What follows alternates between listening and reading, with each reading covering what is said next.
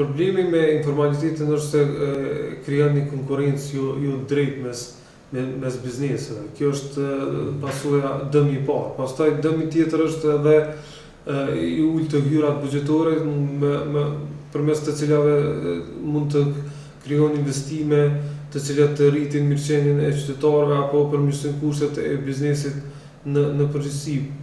Prandaj do të thotë administrata tatimore e Kosovës është dhe dogana e Kosovës kanë rol që të ulin informalitetin përgjithësi në ekonomi. Është e domosdoshme, edhe mbikëqyrja e kuponave fiskale është pjesë e procesit për luftimin e informalitetit, mirë po kjo nuk është hapi vetëm që administrata tatimore e Kosovës do ta ndërmerrë në luftën ndaj informalitetit. Gjatë këtij aktiviteti janë realizuar gjithsej 2681 vizita në tërë regionet e administratës tatimore në tërë Republikën e Kosovës, ku janë konstatuar disa shkelje. Do të thotë 335 biznese nuk kanë instaluar arka fiskale, do të po flasim për periudhën kur ka nisur aktiviteti nga muaji prill, si dhe 638 arkave fiskale nuk janë transmetuar të dhënat.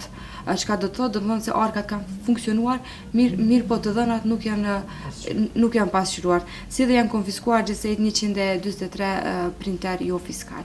Lëshohen gjoba mandatarët për mos përmbushje të obligimeve tatimore, këtë rast edhe për mos lëshim të kuponëve fiskal.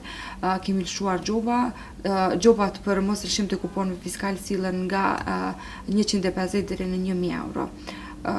Mandej ligji parasheh dhe ndëshkimet e tjera të cilat maten varësisht shmangjeve që janë bërë ligjit. Do thotë nga aktivitetet në terren, për të parë se si është duke shkuar procesi fiskalizimit, janë lëshuar 782 gjoba.